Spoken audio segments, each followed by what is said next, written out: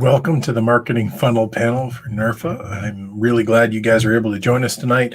This is probably the most requested follow-up that we've ever had to a panel. We did a panel about 2 months ago with our friends Rebecca Loby, Chris Robley, and Dylan Shinholster on monetizing the internet. And it was really well received. It spurred literally hundreds of comments and questions. The most significant one being, what's a marketing funnel? So we reached out to our friends Dylan and Chris to join us again, and we're having Kimberly Sinclair from SpinCount join them in really delving into this marketing technique. It is age old. It is literally, I believe, formulated originally in the 1890s. So it is one of those systems that we know exists and works. So we figured we should share it with you, the community, and give you the best opportunity we can for you to make the most of it. Hopefully you're watching this on nerfa.org in our events area. If you aren't, just know that that's where we're moving by 8:15. So we hope you join us over there. And the reason we're doing that is we have key documents that we're going to be talking about for you to download directly from there. They're free for you. All you have to do is register. We've got links to a lot of the places we're talking about, including the mind map that we did as a group when we got everyone together and had a conversation what we're going to do. We literally have how we broke down all the ideas and how that feeds into what we're presenting for you tonight. And you can download that and sort of get a feel for how our wonderful panelists' brains work. I will stop taking up time. I should introduce myself. I'm Ethan Baird, the Executive Director of NERFA. And I will just point out that we do have coming up in 2 weeks a panel that we haven't finalized the name of. Right now, the title is tentatively Mental Health, 5 Techniques to Work Through Pandemic Transitions, or What the Fuck Do We Do Now? And we'll find a better name, perhaps one without the swear, but I get to sit through about 5 or 6 peer group panels every week with musicians and presenters.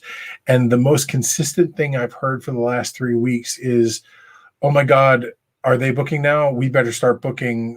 If we don't, we're not. Are we even musicians? And it's really devolving into a negative process for our mental health and what we're doing. So we hope you join us for that. And in June, we're going to, right after that panel, we're going to do another one really specifically talking about how contracts are changing, because they are. And we're going to have some great experts there. But enough about our future stuff. We've got wonderful future stuff, and we're happy to share that with you. But tonight is about present stuff. And the person that can talk about that, or at least introduce you to that, is our friend Kimberly Sinclair. And here she is. And I will leave it to you, Kim, and take off. Oh, I'm in charge. I'm in charge now. Wow, that's very scary. Good evening, everyone. Thank you so much for joining us.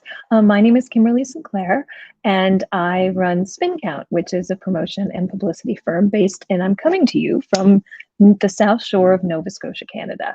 And I am so excited to have joining us tonight on this panel. First off, I'm super excited about this panel because deep dives into marketing is not something that you do very often. And with us tonight to talk about it are I'm very excited to have Chris Robley. Sorry, Chris, if I said that wrong. From CD Baby. Now, oh, there he is. It's actually Robley. I'll correct you. Robley. Thank you. I had a 50-50 chance. You did have a 50-50 chance. Hello. I see. So you are an award-winning songwriter, poet, musician, and in your spare time, you do marketing for CD Baby? Is that how it goes? That takes most of the time, and then the other way around. Gotcha.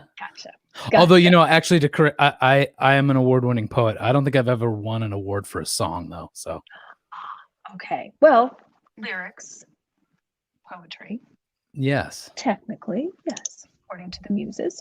And also with us is Dylan here. Ethan? I am indeed here. I might have been a little late, but I'm here.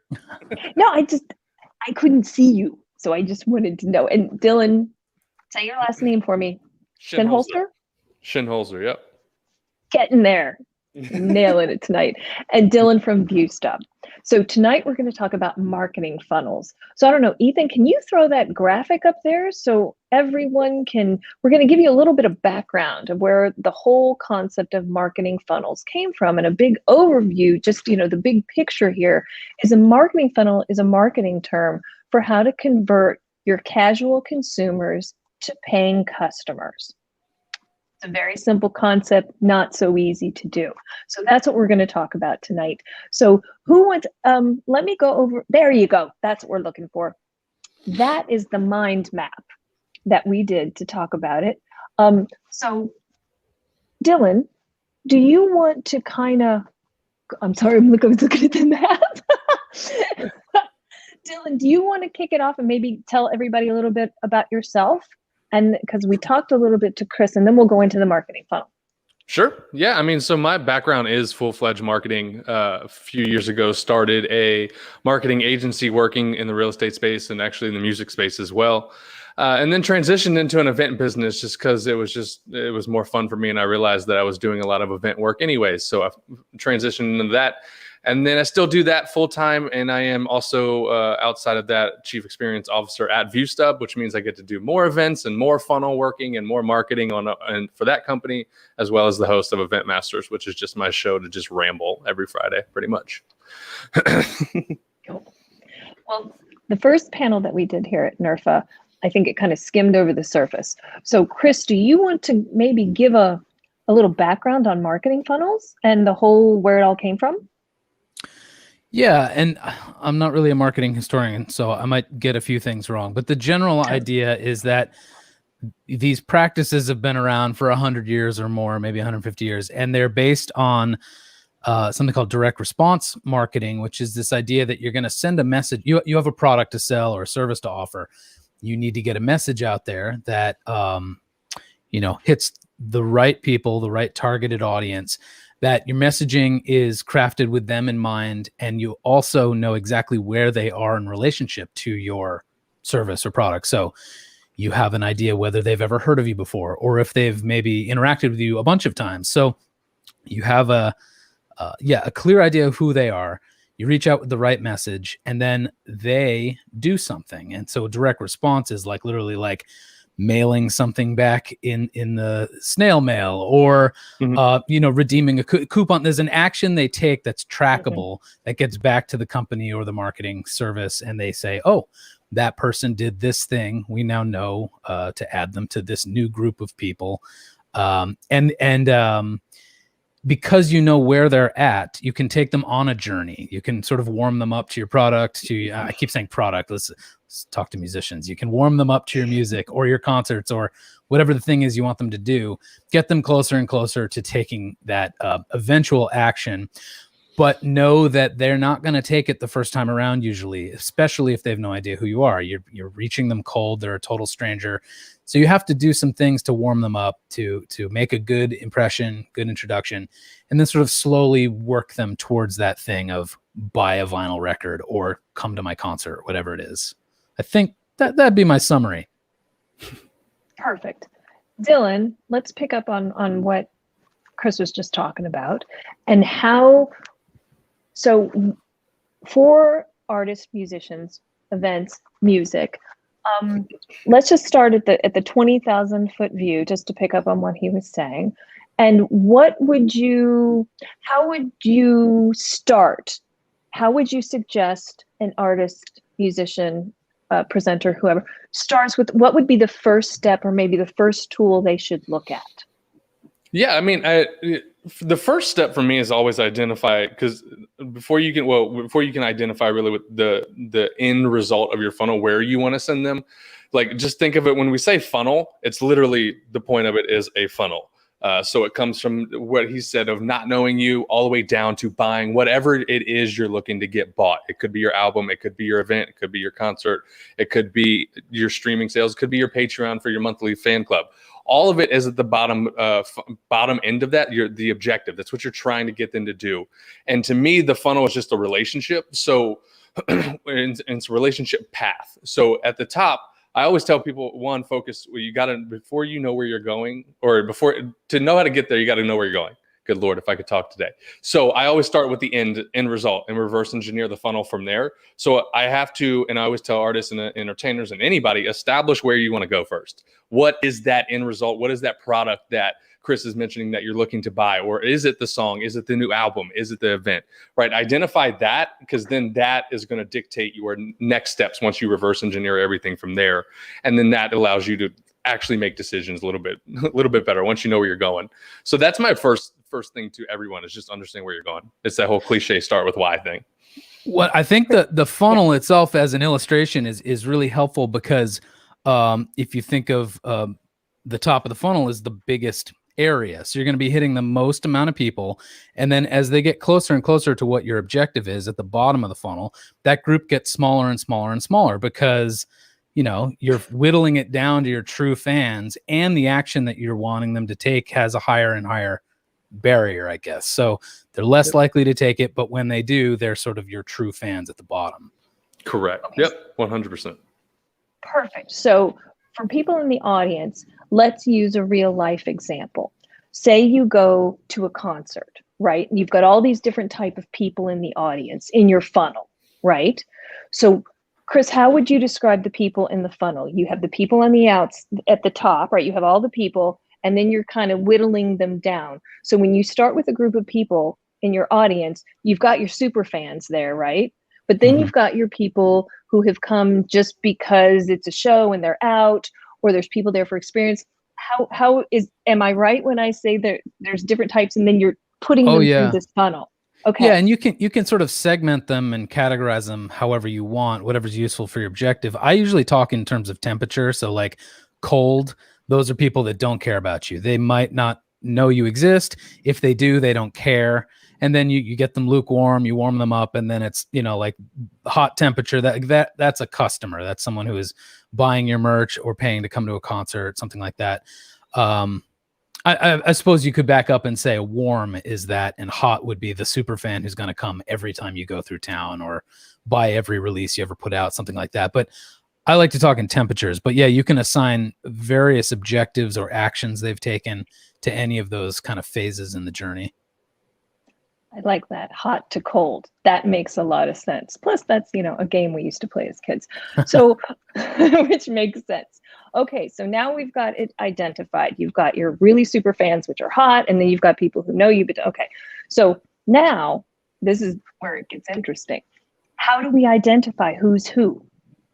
What data would you look at to know? I mean, obviously you're going to know a super fan. So, but do you know what I'm saying? On a big picture, you're an artist. What do I look at to know that? How would I know? It's an interesting question. Well, I would imagine there's there's a lot of ways that you could isolate and know. I mean, from what he said, like the cold, warm, hot, I have the exact same concept of, but almost of know, like, trust. So I just want them to get to know me. So if I want to identify who doesn't know me, it's just everybody who doesn't know me. And pretty much, I think everyone on this, like, everyone listening, on myself, like, as big as your brand will be, there will always be people who never have any idea who you are. So I just treat everyone like that. But aside from that, like, it's the knowing part. Can I get them to listen to a song, or just passively listen to something on YouTube or things like that? But I think once you start going down, you can start identifying them through, like, one simple thing is, like, are they following you at least? But then the levels of that funnel are based on engagement and what they're doing for your other activities, right? Are they passively listening to you and they're not commenting, engaging? You're getting like 1,000 views on your videos, but like 7 comments, right? Those, all those other 900s of ones, those are the ones you are passively, they know you, they listen to you, but they haven't identified themselves yet as someone who comments or engages or likes or shares. And I think that would be one interesting step there, at least, to start by knowing who you don't know and don't, or know and don't know. And then it just goes down to different call to actions. You start putting in call to actions at every layer of the funnel. So if you are getting a passive, let's say, cover song on YouTube, it's a very passive activity. People can watch it. But let's say in that video, you have a call to action that says, go here to do this activity, right? Or go like us on Facebook, or subscribe to our YouTube. Then you start doing call to actions, and then you can start identifying as you go down the different call to actions, what level they really are, all the way down to that end result, that product, that sale point that you're trying to get to. I think for me, there's a real world just relationship equivalent to segmenting your audience. And that's just like, what has this person done for me in my life? What have I done for them? With your friends, your family, your acquaintances, sort of what your standing is with them. And you just file it away in your brain. In the sort of cottage industry folk world, there might be some, sort of music career equivalent, like, who's in the audience, who's buying merch at the merch booths, and you file it away in your brain. So like, that's a very like just instinctual way of segmenting your audience in your own mind. However, I think the objective is we musicians want to build something that starts reaching masses of people that are so sizable we couldn't possibly do that. And so you have these tools that you kind of automate to keep track of things for you. You tag them with certain milestones they've done, or if you're using Facebook Ads Manager, you kind of group them according to how they've engaged with your content. There's a lot of automated ways to keep track of who's doing what, and then it gets sort of more scalable than just having to write down at the end of a show like, oh, that person bought a CD and that person took a friend. That's great, but I think we want to do something bigger. So a lot of the digital tools we'll get into later kind of help you do that. Oh, absolutely. If you can't measure it, you can't manage it. So definitely, I'm excited about that part, because that's the part I get to have fun with, all the tools and everyone thing with that. But yeah, I mean, it's 100% right. It's just a one relationship, and every call to action is just getting them to do things, and then using the tools we'll talk about is where you can manage that and track that for yourself. Because good Lord, once you get to a lot, can you imagine trying to keep up with thousands of people, and then millions, and then can we get to billions, right? So like the automation side of that will be where most of it actually happens. Okay, so I'm trying to think. I have so many questions. So Chris, maybe you can talk a little bit more about you just said something. It just left my brain, but maybe you can talk a little bit more. At CD Baby, I imagine you have so much data that you look through every day. Do you guys want to talk about tools now? I kind of feel like maybe we should. We're kind of alluding to it. Maybe we should talk about pixels, call to actions. What do you think? Like, what would be the first tool that you would recommend somebody do? Set up their Facebook page? And I mean with pixels. I don't mean just set up a page. I mean the advanced stuff. Well, that is step one. Just set up the page. So we got to start there. That's okay. Yeah. You got to start with that passive side, because like if we get into tools, like Chris and I both know, there's levels to these tools. We could get real, like all the way at the end, creepy level with it, being able to stalk you around online. But at the end of the day, it all starts with the easy tools of just using social and actually putting things out online and using those type of tools, video tools, things like StreamYard to go live. Like it starts with those tools. And I always wanted to start there, just because you can't get into Facebook pixels until you have the Facebook page. So having all of that kind of passive top of funnel awareness kind of stuff, that where you're getting a lot of eyes on it. And then we start to get into some of these tools and management tools of like CRMs and Facebook pixels and pipelines inside Facebook or CRMs to know what stage they're at and stuff. But I always just want to make sure and bring home the point that you got to start with the basics and the fundamentals. I think also another basic thing, like Dylan was saying, start with the goal and kind of reverse engineer it. I think another thing you have to build alongside the goal is what makes it worth it for your fan or your listener to do that thing, because it's generally going to take a lot more effort than simply saying, I have a new album, please buy it, or I have a new video, please watch it. There's only so far you can get with simply having something out. Like that's not newsworthy anymore. 60,000 new songs come out a day. So you have to build an experience. I guess I should say, the more lofty your goal, the more you're asking of the person, the more you have to put in a lot of work to make something that's worth getting to that point. And for me, I think it's, building some sort of exclusive experience with a lot of behind the scenes content that someone can sign up for, and then finding a way to reach them on Instagram or Facebook or wherever and get them to sign up for that. Make it a free thing. They just give you give you their email. So now you're building your list. They go through the experience. And like I said, at every step in this phase, less and less people are engaged. But when they get to the bottom of that, whoever gets to the end is way more likely to actually do the thing, buy the album, whatever it is. So I think really putting effort into what makes it worth it for your friends to do anything is pretty crucial. So it always starts with the call to action. Oh, I'm sorry, Dylan. Well, no, So I was just going to bring up the point that I just saw put up here, like this panel. Yes, 100% like this panel. There's been, NERFA does free content everywhere and online. And then, as you said, literally heard at the beginning of this conversation, Ethan goes, hey, go ahead and register, right? It's a free. So now you guys are watching it free. But at least he's got the register. Now he's got you in the mailing list. So now you guys are literally entering in a funnel just so that you can see a real life example. You're in one right now. This whole dimension is a funnel. You're in it. Welcome. I just want to touch on that point. Yeah, and you may hear from me, from NERFA. You might get an email after this saying, hey, we have this other thing. That's right. So that was a brilliant call to action. So it starts with starts with a product, right? Then you identify your goal, calls to action, and these things are pushing people into your funnel. Is this how we're doing it? So we've got a product to sell, we identify our goal, then you get a call to action, which can be something as easy as registering.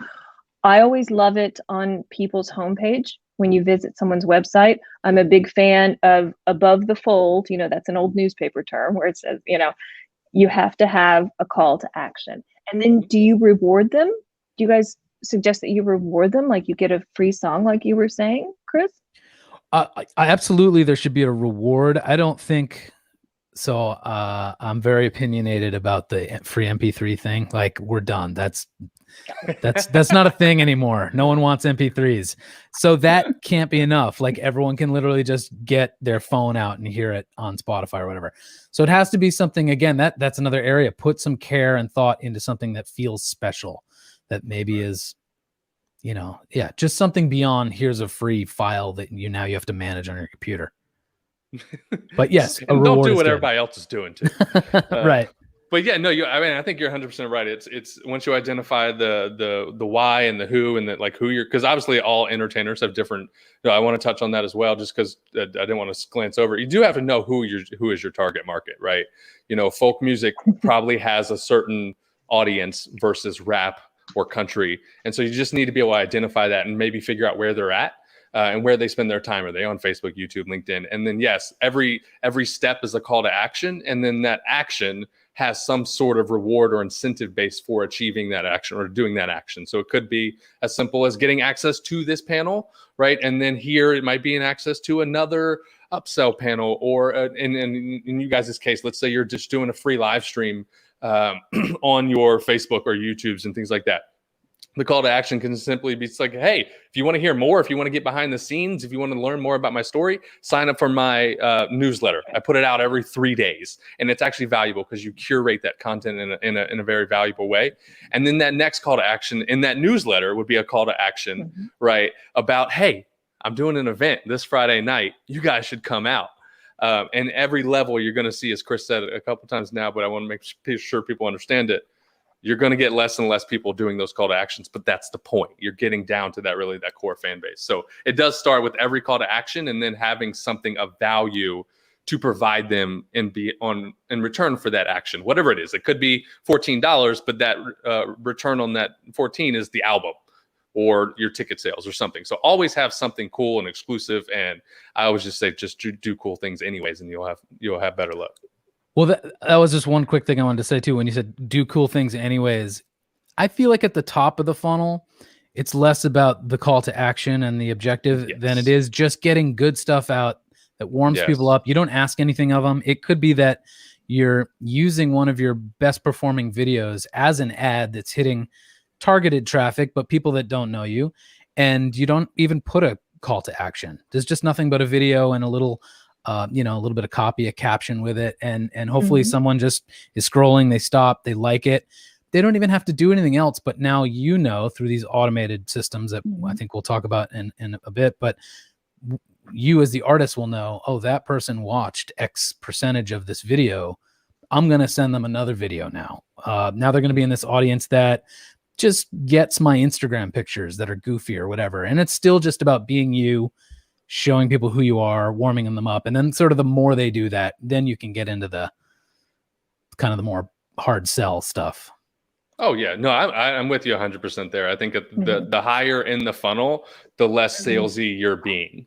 And if you can just provide good content in the form of music, in the form, if he mentioned it, like behind the scenes, like I've always said, if you're just trying to get attention, like things like covers and vlogs and just behind the scene content, and just become a creator. And you're not asking anybody, like you're putting it out there, and you're really just asking to watch, like just be entertained, either watch or don't watch, right? There's no real call to action, but then there's subtle ways in the captions or descriptions or somewhere in the video. It's just a little pop-up that says, hey, follow us here, right? It's just, there's little ways that do that. I mean, like you said, just not having to be salesy. But once you get to the bottom and it's like, hey, my event is tomorrow. It's like, hey, can I call you? Like, hey, you coming to the event? Or you come to the, like, that's when you get to be salesy. And we can get really creepy. And all of this is like, I say we're saying this of like, this is a very manual process. You create the content, you create the call to action, and you create the next part. The part that I think me and Chris love the most is the automated side of this, of where we can do it without you having to call to act or like sign up for my webinar or my concert or something. I can just do it, like he said, with the Facebook ads. You watch it, and then guess what? You're going to see another one of my videos. And I'll let Chris touch on that and how that's done, because that to me is, I think, the next level and evolution of where artists are trying to go, is just how can I do it and not have to do it all? Because it's a lot of work. Like, I don't want to create all this content and retarget and all pixels, and I don't want to do all this. I want to set it up and just let it run. I want to create music. So this is how you get to do that. Yeah. Love it. Yeah, I love that, because I hear from a lot of people that I work with that, creating content and being creative is exhausting, right? So by the time it comes to the business side, and by the time it comes to analyzing analytics and trying to figure out, how to get people into the funnel, your brain just kind of fritzes out. So maybe we can talk a little bit about, is this where we talk about the psychology of the funnel? We kind of touched on it a little bit. Yeah, it was really good. Because I know, as creators, you expect everyone to love and jump into the funnel. But you said something in our pre-meeting, and I think it was you, Chris, that kind of shocked me. It was a big number. I think 90% of people will fall out of your funnel. Oh, it's going to be different. It'll be different for every, brand or campaign. But yeah, I mean, that's probably a safe thing. Most people are not going to take you up on the thing, especially if you're serving that first initial introductory content to potentially tens of thousands, hundreds of thousands of people. Maybe you'll be lucky to sell 100 CDs at the end of that. But so that's the first thing I always brace people for. Like, remember, even when like some megastar is playing the Enormo Dome in your town, most people in that city aren't in the stadium. They decided to stay home. They don't care about Taylor Swift or whoever's playing. But that's not what matters. It only matters who's there. So if you can kind of take that same mentality to these small funnels, you'll be doing smaller funnels than Taylor Swift. The other thing I always say is you're going to have to pay. There's a lot of stuff you can do for free, but when it comes to reaching strangers, warming them up, making them care, and getting them to eventually buy something, that takes an investment. And yes, it means generally paying these large evil corporations that we all love and hate, but they have invented the most effective advertising tools ever made. Why not use them for something as beautiful and important as music? So that's my take on that. And then there was some third thing I wanted. It takes a shitload of work.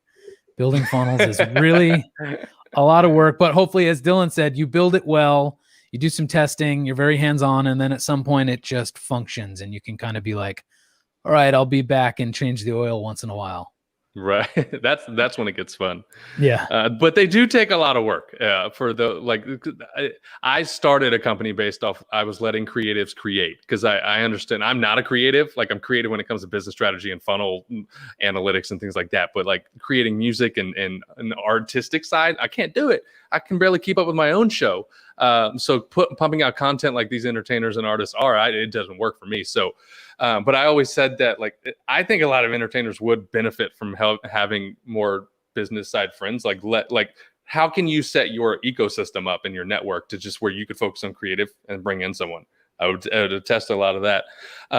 But the psychology of it, to touch on your point around the psychology of a funnel, it's the funnel. I think we touched on it earlier. It's just a literal representation of a relationship. You don't just jump up to a stranger at the local event and be like, "Hey, you want to get married?" No, no, yeah. So yeah, it's like what? Like you can't do that, right? So the funnel is just really a digital representation of that. It's like, hey, you don't know me. That's your top of the funnel. Right. So it's just the psychology of relationship building, right? Over time, I get at the top of the funnel, you don't know me. And my objective is to get you to know me. Right. Same thing if I'm trying to get married, right? You got to first go dating, you got to find the girls or the boys and things like that. Right. So at the top of the psychology is just getting people to know you. Can you get them to know you through a bunch of activities? And then over consistent content and relationship building and communication and community, you get them to start to like you, right? And then if you can get them to like you, well, then you can get them to trust you and trust that when you say, hey, I have a song coming next Friday, that it's going to be good, right? Or hey, I have an album coming out, that they can trust you, it's going to be good. They're going to start buying it. So I think when I think about the psychology of it, it's really just it's me getting to create a relationship just in digital format. And it's way easier actually online to create relationships because I can do it with scale. I can do it with Facebook. I can do it with ads. I can't make an ad about myself and go meet people in real life. Like when I'm at an event, I have to meet people individually. Online, I can do it at scale, which is the really fun part in this. Like, but the psychology stays the same no matter if you're dealing with 10,000 people or one person. Like, can you get them to know you and then like you and then trust you? And then you're good. And then real quick. Oh, go ahead. Oh, I'm sorry, Chris. Ethan just asked me to remind everyone that we do have documents. We have real life examples and things for folks to download in our, I don't know where I'm pointing because I can't see, but sorry, Chris. I think it's over there. If we're using ViewStub, I'm going to guess that it should be over there. Just guessing, there. I think. Okay, anyway. But yeah, but another reason, I just want to call this out, another example of a value add of why you registered and what you get. It's not just the content. There's downloads and deliverables. It's the same thing for you guys in your entertainment world. It's like, can you get them to register for a live stream concert? And then you have, your show notes or your, stories about how you created the songs and things like that. So just, I wanted to take that time again to just, as I like to see funnels in real life, I want to call it out. Yes. Sorry, Chris, what were you going to say before I had to do the pointing? I don't remember, except that I would just reiterate that if all this feels very salesy, businessy, call to act, if it feels like that to you, you're probably actually not doing it well. The stuff that you're doing as marketing should be you talking to your ideal listener about things that matter to you and that hopefully matter to them. And so I would just also do that as kind of like the smell test for your own efforts. If you feel like you're being a salesman of used cars, like stop the way you're doing it. There's probably a better, more creative, more generous way to communicate with your audience. So a more natural way. I think salesy is not like people being salesy is not, it's not natural for most people, but there's always times in your life, everyone's a salesman at the end of the day. I don't care what anybody says. You have it in you. You just might not be as aware of it. Like people like I am who have, like, I know what sales is and I try to learn more and do more of and be better at it. But everyone's a salesperson. So, but there's ways to do it where you don't have to feel that and you can just be yourself. And that's, I think, a big takeaway from a lot of folks when they're thinking how, because we haven't even got into the very analytical side of this world yet. And it can seem very much, like Chris is saying, can seem very much salesy, but if you just do it right and you be yourself, well, it's a natural conversation to like be you at a party and then be like, hey, do you want to go hang out at this after party? That's not being salesy, but it's the exact same thing you're doing with your online funnel. It's just about how natural you're being and how close and relatable you are wherever you're in the funnel. It's a good metaphor too, just like an invitation to something else cool that's happening. That seems it's all it is. It's like, hey man, I don't really care if you're I always told artists, I was like, look, you gotta stop being romantic with the outcome and just go, look, hey, 6,000 people watch this video. Hey, you guys want to join me at the after party? And like 5 of them come. Well, great, you got 5 people. That's 5 more than you had. And those are your core groups. So like just be Like just be natural with it, and you'll realize that it has way better luck. So don't let it be seem salesy. I'm with you, Chris. Yeah, be very, I mean, artist, the whole very creative, authentic community. So just continue to be your authentic self, create the best product that you can and content, and then just watch the numbers, which is That's what right. we can talk about right now.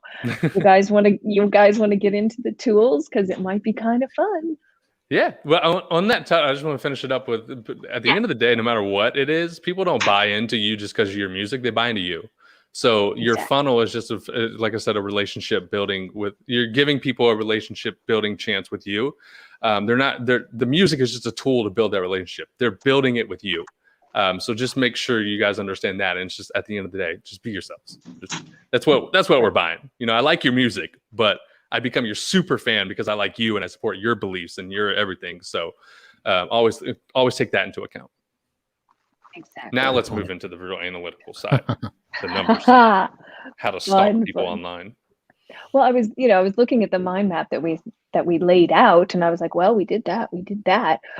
So let's go to the tools, because there are a bunch of tools. I know I have a bunch of tools that I use. And I might just throw out right now that a real life example that a lot of artists use in addition to Facebook is MailChimp.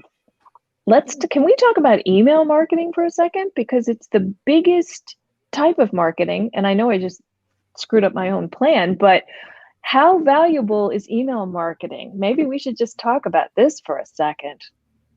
It's huge. It's huge. And I mean, professionally for CD Baby, it's massive.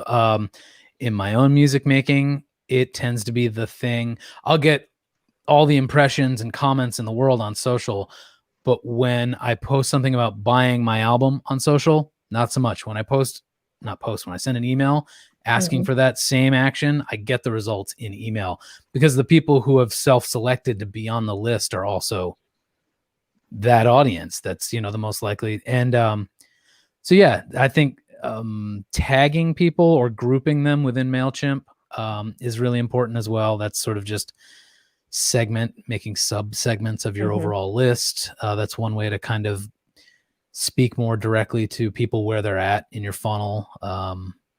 There's a whole bunch of automation stuff we could talk about too, in terms of automating email to be sent out in particular funnel phases and stuff like that. So, I like that. But but I'll keep it to like kind of the intro.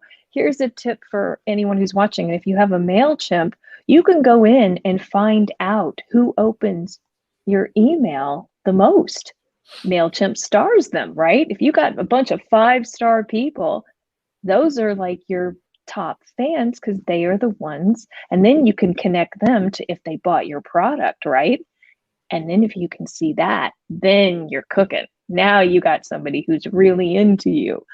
And all of this is in MailChimp. So if anybody uses MailChimp, just like maybe Facebook, right? How much data does Facebook give you about your consumers, your audience?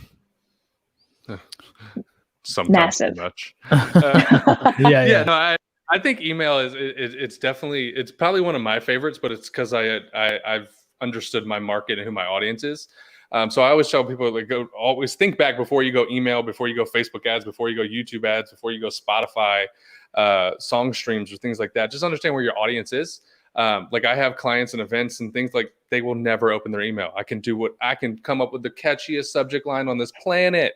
And I could literally be handing them a check in the email and they will not answer it. But then I shoot them a text and they're like, text me right back, right? And so I always start with there. But having that system, going back, it's almost less about email, but almost more about the MailChimp or the HubSpots of the world, so that you can organize this stuff. And then a lot of these different ones, MailChimp is a really good one. HubSpot's another really good one. That's where you can get really granular. And like Chris is saying here, you can start to level or tag people. Yeah, that's the best word for it. Good Lord. Tag people based on where they're at, based on those call to actions that we went back to a few minutes ago. So I think it's just about having that software right there, because we could definitely get into. I've spent the last week rebuilding workflows myself, so we could get crazy, but I think we could keep it at top level and just go get that MailChimp or that email management system, or if your website has them. I'm sure this is where Chris probably knows a little bit more about this side, but most email system or websites can have them built in or plugins or things like that. Just somewhere to collect it and store it. And then you start tagging in layers to it. So, because I know a lot of people don't have that yet. Yeah, one thing if there's one tagging thing I think everyone should do, and if they use MailChimp or no matter what they use, if you can automate through something like Zapier, anytime you get a sale, if you have a web store, like I use Shopify, and I have it set up so if someone buys my CD or a hat or a poster or whatever, a tag is automatically sent from Shopify to MailChimp for that contact, so that now I know they've purchased my last album. So when I send out a sales email like, hey, this album's 50% off, they don't get it. I block them from, you can really speak to your list without kind of, what would the word be, like just pretending you don't know what people have done for you. Because I'd be kind of annoyed if I got a sales email for an album I already bought. I'd be like, don't you know I bought it? Like, it's, I guess everyone... It allows probably you to be forgiving it allows you to be more contextual. If once you start tagging and break it down, like he's saying, where they're at, so you can actually send them contextual emails, so that you're not treating someone who's like a super fan like, hey, did you go check out my YouTube? Like, yeah, duh, they've already checked out your YouTube. They commented, shared it 44 times, but you still sending them emails to go check it out. So yeah, no, 100%. You can be more contextual as with all of that good stuff. So it's actually a really good point. Do that. Yeah, do that. Start there. Add that to my start point. So Zapier, I use If This Then That. Very similar services. Tell us about that service. So you've got it set up, Chris, where when somebody buys something, this automatic thing fires and puts a tag on it. Is that how it works? Yeah, and now that I've said that, it might be a direct integration between Shopify and MailChimp. I can't remember. I didn't want to bring that up here. I was like, but they don't have that. I think they do, but I have used Zapier for many other things like that, where what it is basically a service that makes custom integrations between lots of different apps and websites and stuff. So you could say, okay, when someone buys my CD, I want it to tag them in MailChimp. I also want to add them to a Google Sheet. I want to do this other thing. You basically program a robot to do this work for you. And it is if this, then this, then this type function. And it's pretty affordable. I think they even have a free level, but it's kind of like your own digital, assistant. Yeah. It even helps, like, even if you just had a simple website and you didn't want to go with the MailChimps and HubSpots of the world, you could very much easily just use a contact form on your website, use Zapier to send it to a Google Sheet, and then you can have different forms on different sites to segment out the different Google Sheets, so you can segment the levels of funnel. So like, it doesn't have to be some crazy built out system that I'm sure like Chris has built over at CD Baby and I've built here at ViewStub, like that it makes your head spin. It could be very simple. For those of you who are just getting started in this side of the industry. But yeah, and we could go days about workflows. But yeah, I mean, Zapier is my favorite thing, especially now. A lot of the stuff, like, we spend a god awful amount of HubSpot a year, so like we have most things integrated, but like Zapier is my favorite thing, and it just allows you to be automated. And guys, you want to be creating as much as possible, so using little tools like this allow you to, when someone signs up on your website, sends them an automatic email and adds them to a Google Sheet or adds them to your CRM, and you didn't have to do anything. You don't have to every week get that list and upload it over here. And, oh, they bought 10 t-shirts, let me move them here. Like, no, it does it all automatically so that you can go back to creating. And that, at the end of the day, is my goal for you guys. That's a good point. Yeah. I also feel like in talking about tools, we should cover like just sort of the basics of remarketing or retargeting, which is just this idea that you know what someone has done. So you've tracked it. So now you can do something else, which is just lead them further down the funnel. But in order to track them, you need to have a tool or system to do that. And a Facebook pixel can be very effective at that if you're using Facebook and Instagram ads It's a snippet of code you put on your website. It's associated with your Facebook ads account, and really any domain you control, not just your literal website. But yeah, so if you're sending people to your site to do the thing, to buy the shirt, whatever, you track them. Facebook knows, and then they get added to a group in Facebook ads that gets, I'm not explaining this very well, but basically you can speak to them like an individual, serve up the next bit of content, lead them on a journey, and it's all automated. Yeah. So the pixel will allow you to, based on an action of an individual, like they come to your website, you can then retarget them on another website or on Facebook, an individual. And they say, and the reason that's so powerful is because in sales, you want to get like really salesy of it. They say literally it takes around 7 to 12 follow-ups to get someone to do anything, like to any, it doesn't even matter. Like try calling your friend for Saturday drinks. It's going to take you 7 times. So it's no different when you're trying to get them $14 to buy your album. So you have to, and you couldn't possibly do that, right? And you don't want to send them the same 7 videos over and over again or have them see it. So what it is you shoot for a very practical example is you shoot a cover song, you run it as an ad, and then you get them to go to your website, right? You drive that traffic to your website because they landed on your website or because they watched that video. And let's just go there. We don't even have to send them away from Facebook because we can just stay creepy here. They can watch 10%, 20%, 30%, 50%, 100%. And you can retarget based on the levels of them watching. So let's say I just watched your clip for 10 seconds. Well, I didn't get the whole video. So you probably just want to retarget me with one that's pretty much the same, or it gives me the same length of video or the same video again until I watch more. But the folks who watch 50%, you send them a different video. They're slightly interested. Something maybe happened. They were watching it and then the dog came running in, they put the phone down, but they were interested enough to watch 50 seconds. So that if another way to go back to one of your first questions here about how can I tell where they're at, this is one way to do it, is retargeting, because they watch 50 seconds of a video. And then if they watch 100, I'm giving them a direct call to action, like next, like you watch 100% of my video, like you're getting a buy my album or buy my Patreon ad right after. But it allows you to send contextual ads and content based on where they're at in the funnel. And another benefit to the pixel and tracking this user behavior is that it teaches Facebook how to get better and better at targeting your fans smarter. So you're more likely to find the right fan. You get them for cheaper costs usually. And so one way that might play out is, let's say you've served up a music video as an ad. Someone watches 75%, and that's the trigger for them getting the next ad. Maybe the next ad is, hey, that song is on Spotify. Go listen on Spotify. So now they click from the ad and they go to a page on your website or on like a link, smart link service. You should probably just set that up on your own website, control it all. But basically then the pixel is on your site and it's tracking who visited, but also who clicked the link on the site to finally get to Spotify.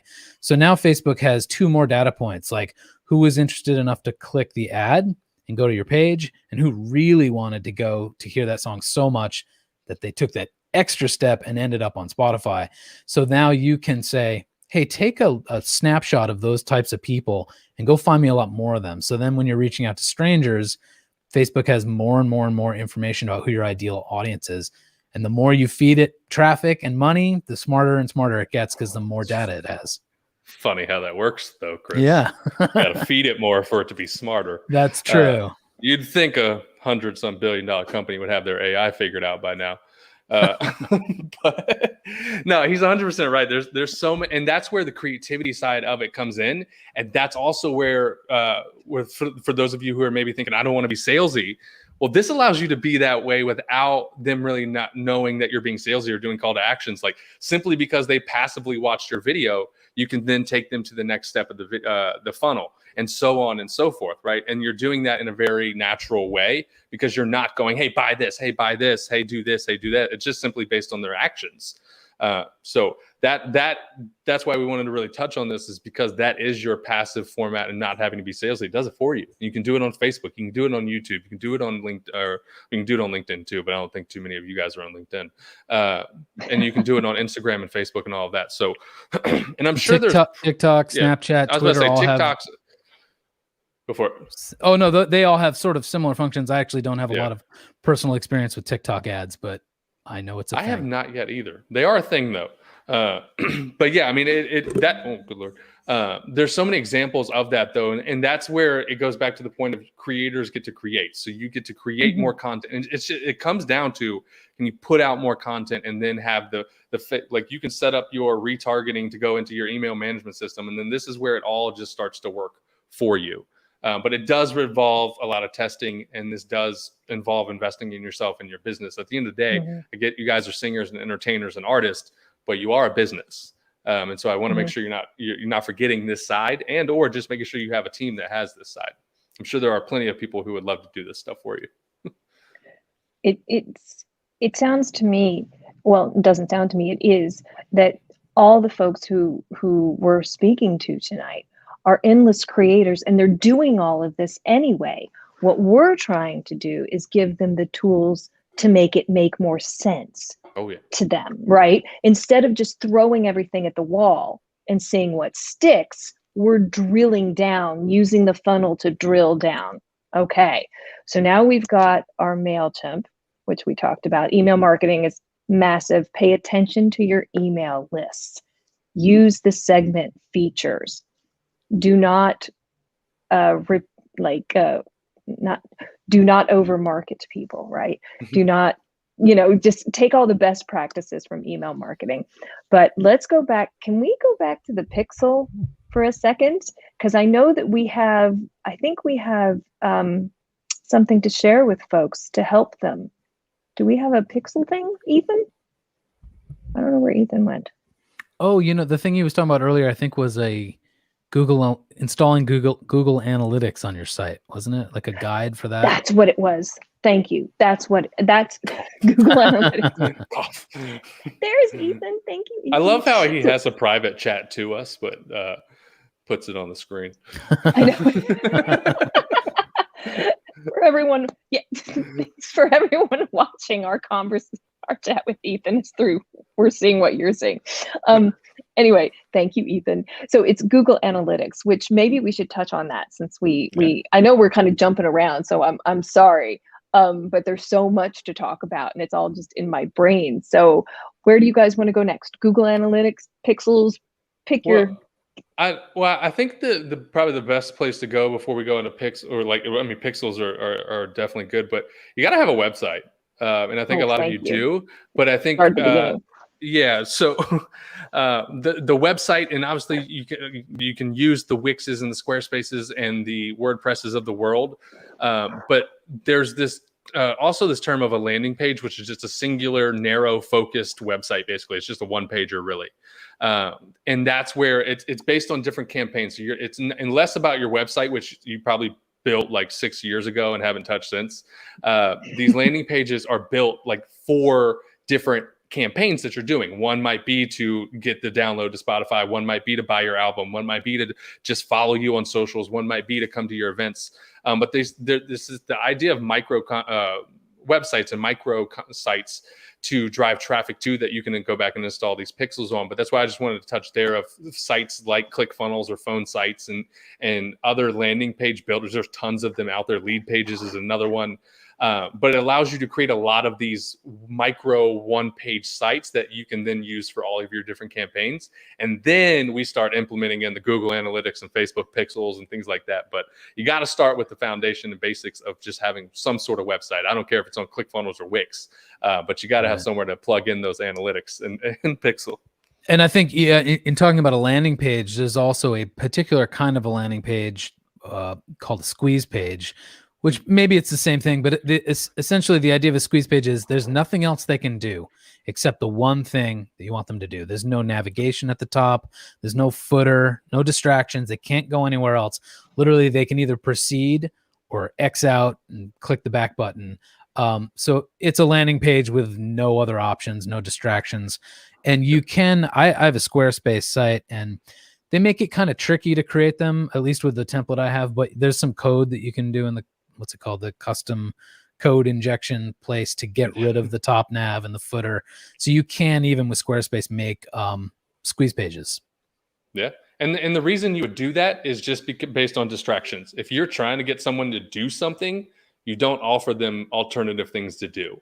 So if you want them to download something, you don't say, hey, here's my merch store, because what they're going to inevitably do is not do what you want them to do. So that's why that is important, of not always sending people to your face or your website where there's all these other things to do. You need to narrow their focus. So that's why squeeze pages and landing pages of this type are so important.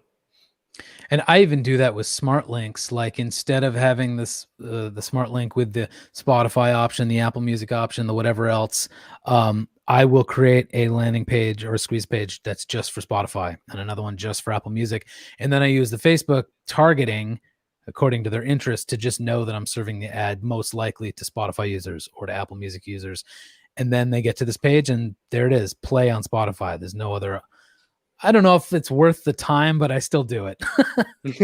I just feel like it makes it way more streamlined, seamless. Well, you're shooting for like the hyper contextual, because you then, I wouldn't probably recommend that for most people, but then you're taking it a deeper level of going, hey, I know how to target that person based on their Spotify versus, Spotify interests and things like that. So that, I would probably say it probably works the same, if not better, just because you are able to be, the more contextual you can be in these funnels, the better. Like I've been as super creepy as, like, you watched 50 seconds of my video and I'll pop back in with a retargeting video that says, hey, I know you watched this. I'm just want to. I don't know if you guys seen the ones that they go to your Instagram, but then they pop up on Facebook. Like, hey, just noticed you were checking me out on Instagram. Wanted to make sure you followed me on YouTube too. So I do that one all the time as well. I love that experience when I go to an artist's website. Like, at CD Baby, we'll be sharing different conversations about, hey, have you heard this person's music, or whatever? And I'll go to their website and check it out. And then I will literally, like, after I've been on their site, pick up my phone and go to Instagram, whatever. And an ad for their music is there. I'm like, oh yes, it works. Yeah, it works. And they're, whatever, some unknown folk artist is like doing it right. So yeah. I get excited about that. All right. So everyone has lots of homework. We have to figure out. There's a lot of homework. So let's just to bring it back up to a top level. So all roads lead to Rome, i.e., your website. Are you all saying that the website is where it all starts, right? Where you want to put your major focus on how you track people? Yes and no. I mean, I think for a complexity side, I would always go with the narrow targeted route. I always will have a website, but let's take it back to even what I do at ViewStub. ViewStub has a website, but then for every campaign that we're doing to music artists or to business conferences, we have its own landing page, because it just goes back to the point of just not letting them be distracted. Not giving them the buttons to go to your merch store when you wanted them to download, and then dog runs away and they don't do anything, right? So I think the website is a good collective of who you are. It tells your story that you can send people and things like that.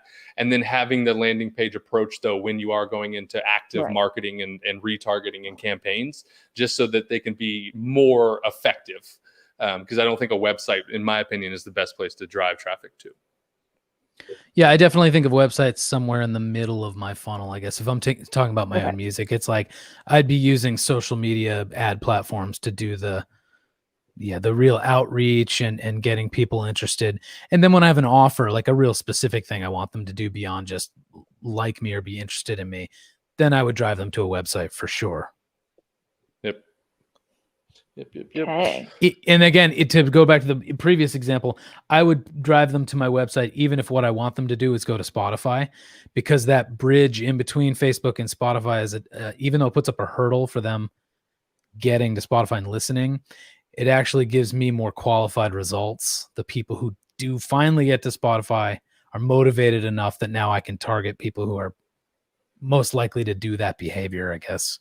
So. Mm-hmm. And then with Facebook, and because of that pixel that you have embedded on your website and your landing pages and stuff, you can then go on to get, like I said, real creepy, because he said we took him from Facebook to your landing page to Spotify. Well, guess who I can actually then go back and retarget? The folks who didn't go to Spotify. Mhm. And then that's where you can then go, hey, you didn't click on my Spotify link, and I'm kind of sad. Right. And but it allows you, that's where that pixel and those analytics are super important. Analytics, I think, are just important to know what you're doing is even working. But at the end of the day, the best way to know if it's working is your bank account growing, and because following counts doesn't even matter, because at the end of the day we got to pay bills. But yeah, the pixel, that's why the pixel is so important, is because it allows you to put it makes buckets for your people just based on their actions that you're not involved in. So let's now retarget those folks and say, hey, it's my Spotify link. You remember, you almost clicked it, but you didn't. That was actually the so funnest part for me of, I think, like 2 or 3 funnels ago that I made. I was doing a free plus shipping offer. Basically, I was giving away my CD as long as people paid for shipping. And then along the way, they'd buy an upsell, a t-shirt or another CD. So I ended up making money from it. But the people who got to the offer page and then just backed out, I did have one of those, like, it's free. What happened? Come back.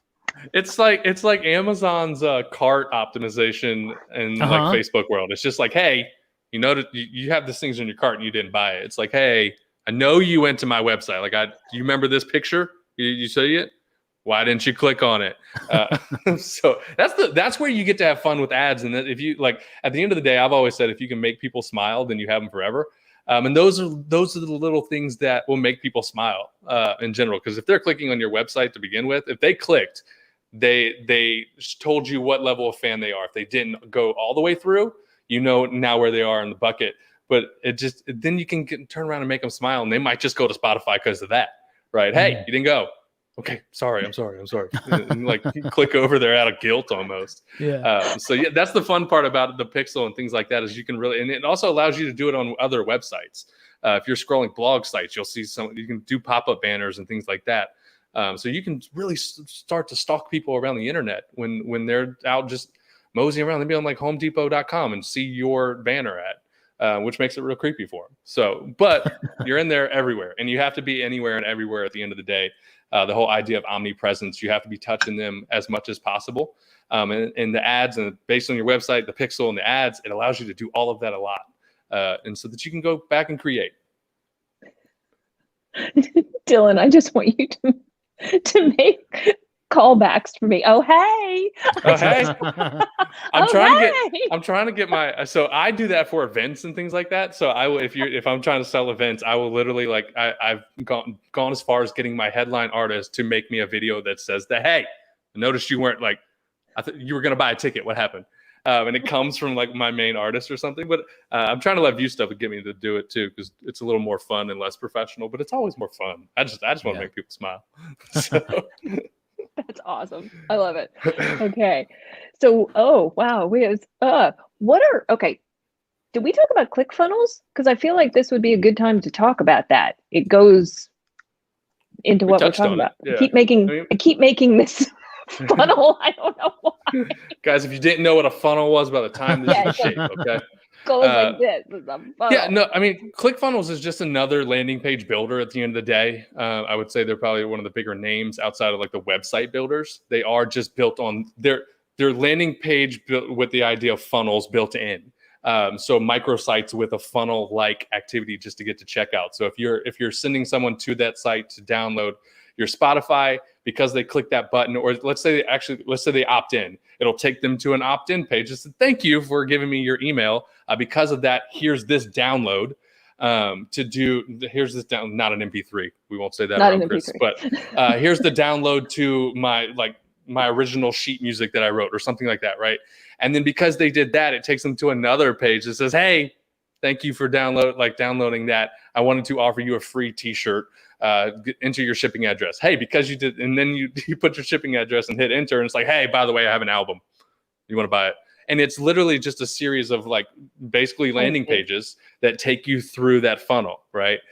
So that's why I like this site, because it does it's literally plug and play. You just drag and drop in template mode, and then it just does all the funnels for you. They have templates for the funnel. Like they have all cool names like tripwires and stuff like that. And I don't know what any of that means, but I know they work. They also have that really nice checkout feature where basically it's an order bump. So the person has already entered their credit card information to do the first thing. And now it's stored, and you just say like, hey, for just an extra $5, do you want to get this other thing? And unlike a lot of checkout processes where you'd have to have everything in your cart first and then pay, this stores the credit card information first, and then you can kind of keep upselling them up until the point it gets ridiculous. And I went through one the other day that was 7. I don't know what you find ridiculous, but I think more than 3 gets ridiculous. Yeah, it was crazy. It was like literally he ran me to an offer page, and then I was like, all right, let me give you my info, this cool page. And then boom, it was like, hey, but wait a minute, I have this $47 thing. No, it was actually, this was the worst part. It was like, hey, buy my $100 course. And then I was like, no thanks, but I'll take this. And it sends me to another page that says, hey, buy my same course. I'm gonna give it to you for $77 if you take me up right now.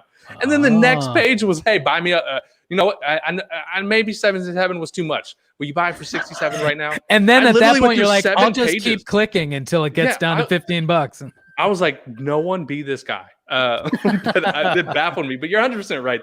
The add-on option is it does convert higher if you can get them to commit to buy something like just once, and then go, okay, you bought my album, and then boom, wait. You want a t-shirt with that? Like, do you want to buy? I do the same thing with my ticketing at events. I want you to buy, like, if you buy a general admission ticket, boom, that add-on page is gonna be like, hey, dummy, if you just bought VIP for $18 more, you could do this. It's the same kind of concept. So it's higher converting, and like it just that's why I like ClickFunnels, is just because a lot of this stuff that we're saying, they've already done it. They're funnel experts, so they've already built it into their website for me, and that simpletons like me can do it. Yeah, I mean, that seamless checkout thing with the order bump is the only reason why my free plus shipping, my campaign where I was giving away my CD, was profitable, because something, I forget exactly, it was like 55% of people who wanted the free CD bought more stuff. So it was like a pretty good, healthy sort of extra sales rate. Yeah. So yeah. That's why I like the downside is it's pricey for like most indie artists' budget. Yeah, for sure. I think it starts out at like $97 a month, and it, depending on, that's probably where you could live for a little while. I've been using ClickFunnels for a long time, and I stay there. So, but yeah, it is on the pricier side compared to the Squarespaces and Wix. But if you count that to what it can do over the Wixes and the Squarespaces of the world, it might, behoove you to invest a little bit more into something that's going to convert more. And at the end of the day, if you're making a lot more money than 97, who cares? Got to pay to play in this world. It's unfortunate, but you do. So basically we're getting people to supersize their Happy Meal, right? 100%. That is a sales funnel. You are on the money. That is an order bump sales funnel right there. You go to the drive-through. So that's all we're saying. That's right. Yep. Love it. Yeah. Okay. You gotta have somewhere on your website hey, do you want to supersize that question? Do you want the extra large fries? That's an excellent point.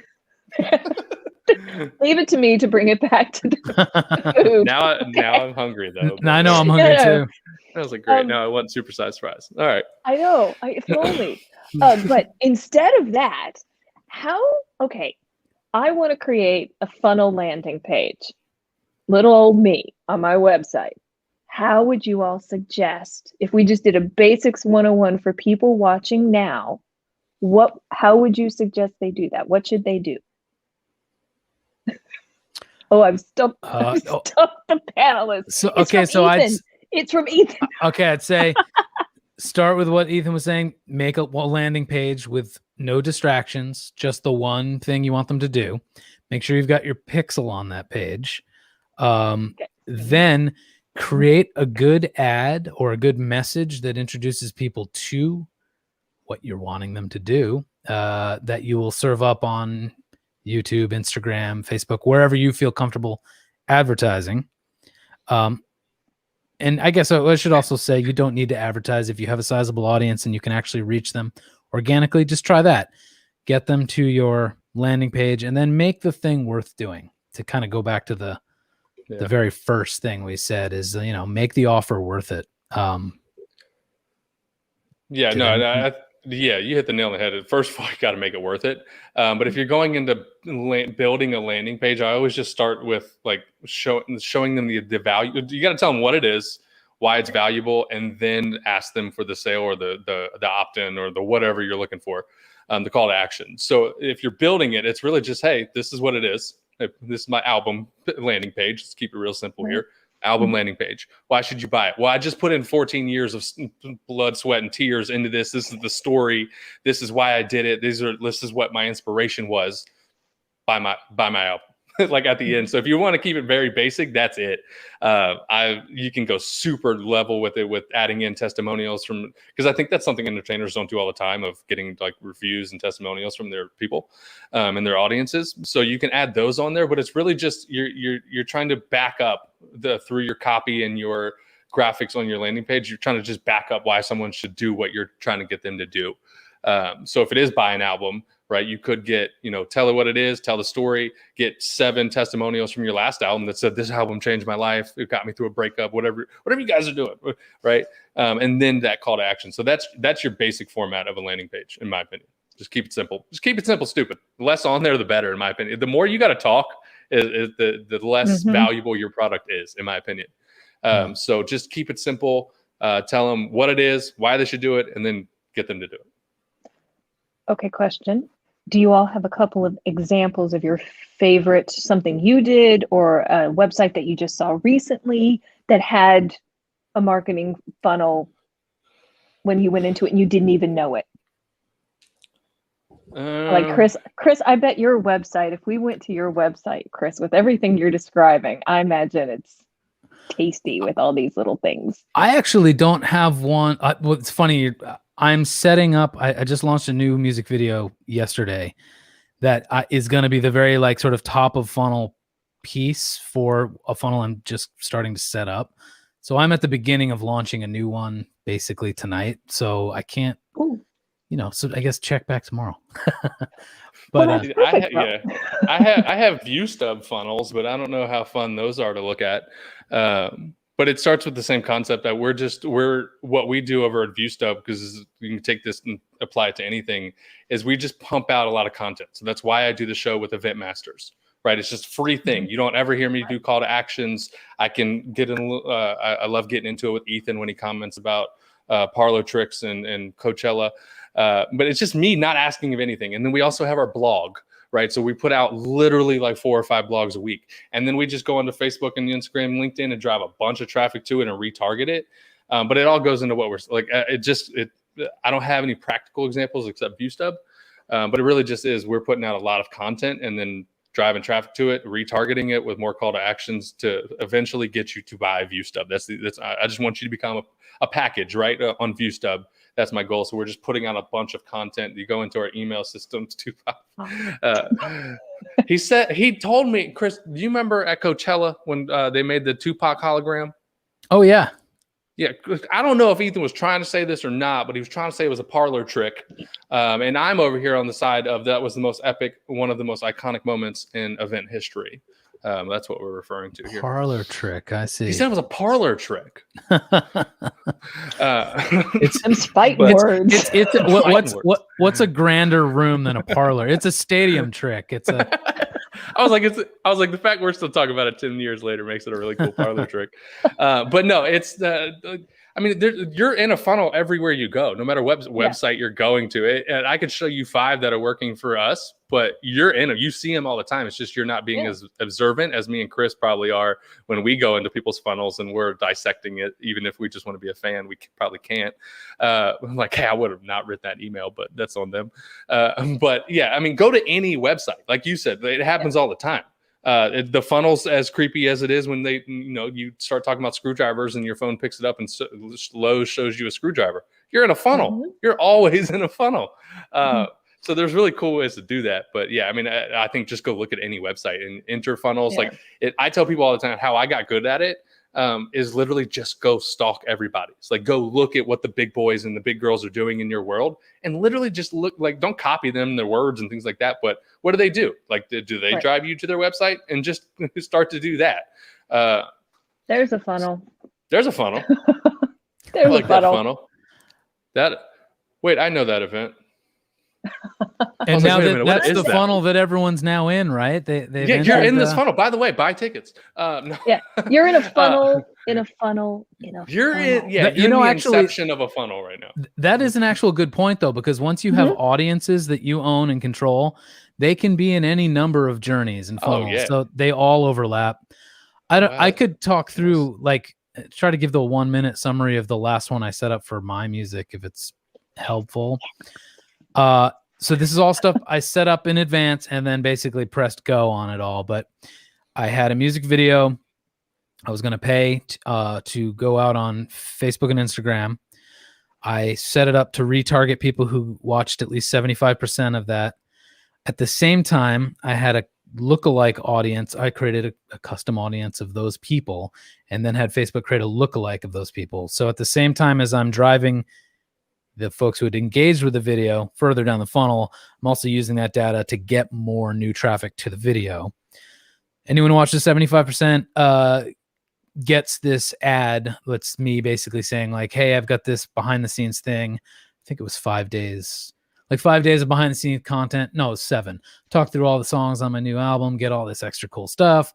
It's totally free. Just sign up here. And it went to a ClickFunnels landing page where people could join. They leave their email. It does go to that next page saying, hey, this thing is going to kick off in 15 days or 12 days or whatever it is at that point. Thanks so much for joining. And then they also get an automated email welcoming them and kind of setting expectations, make sure they check their inbox, all that stuff.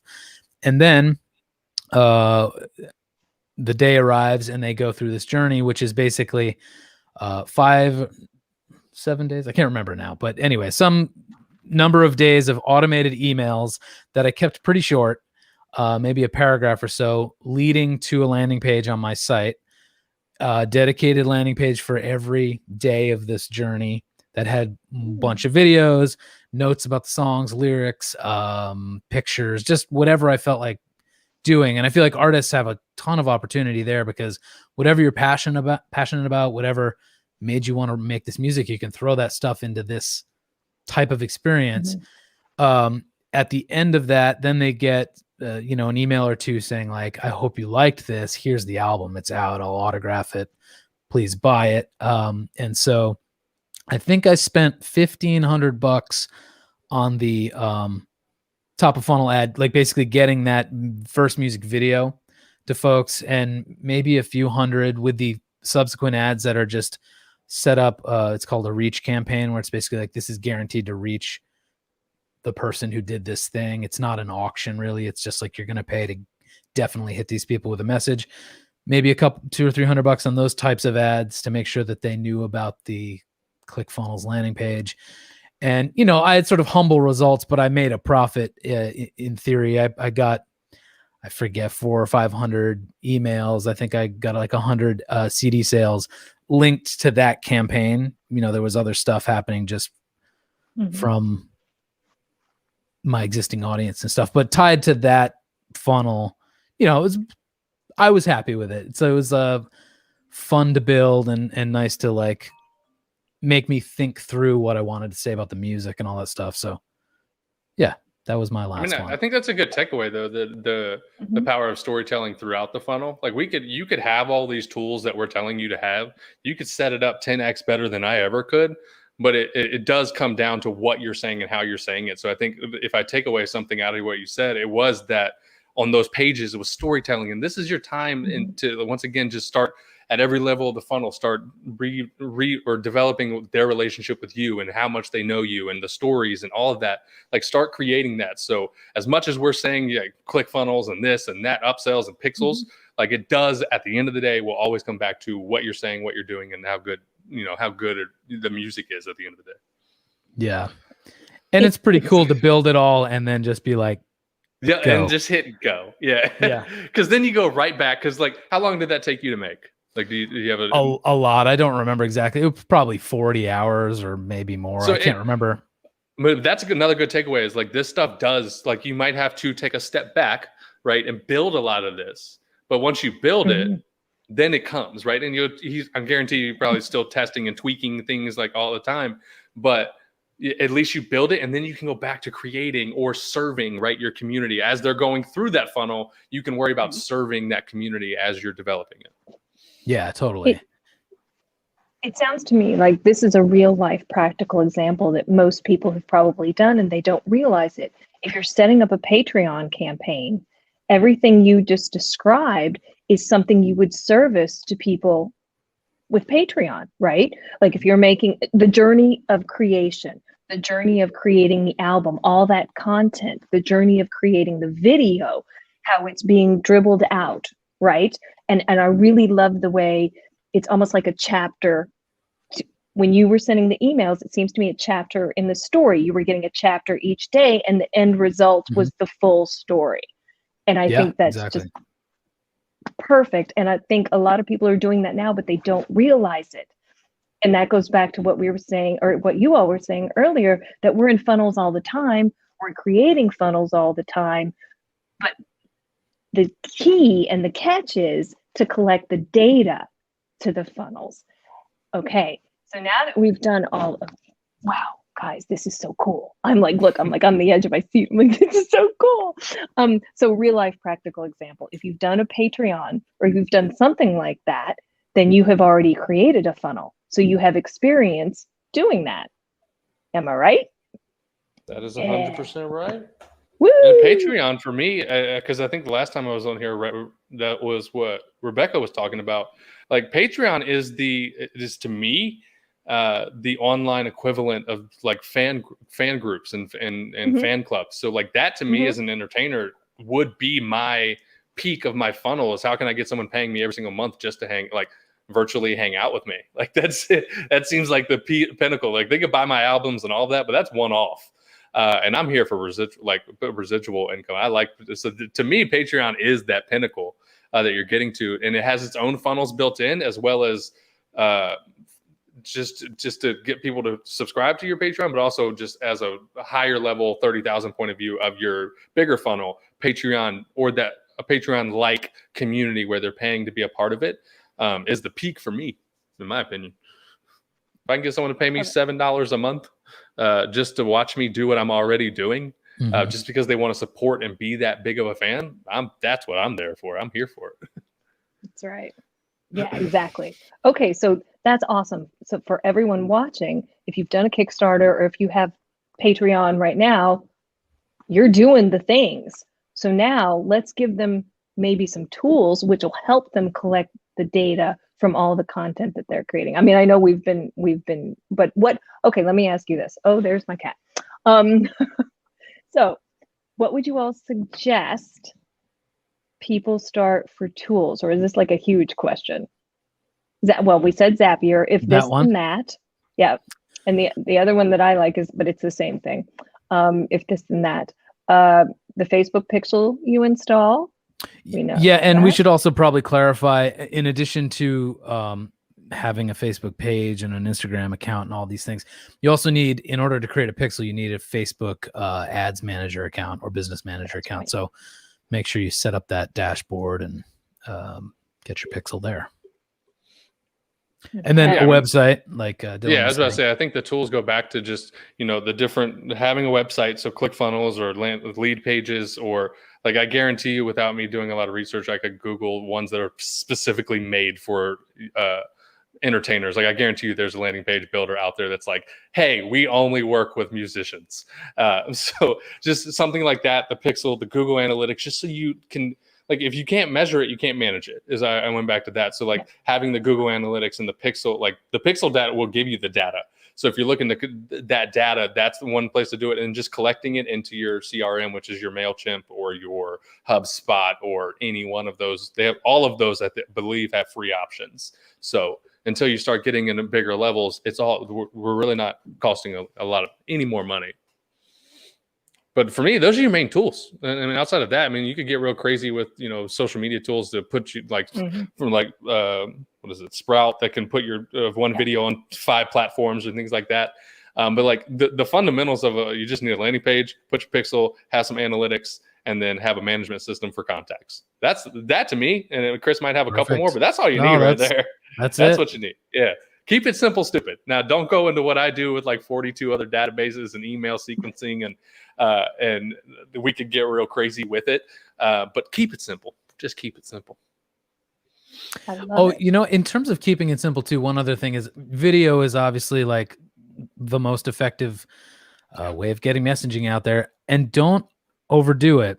A lot of times, like just going like this and being like, "Hey, it's Chris, and I've got this new thing," like that can be just as effective as something you think you need to put all this, production value into, because the production value stuff looks like a commercial, which people scroll past. If it looks human, if it looks like something their friends would be sharing, it's more likely to be seen in a lot of cases and cost you a lot less time and money to make it. So I'd say don't be afraid to just use your camera on your phone to create a lot of ads. Oh yeah. Or video content, whether you run them as ads or not, Yeah. up to you. But Yeah, I I'm think with you on that one. yeah, I 100% agree. I'd much rather, me personally as a consumer, I'd much rather see someone actually with their phone talking to me. I don't know if it's, because we've all been in our homes for 2 years or what. True.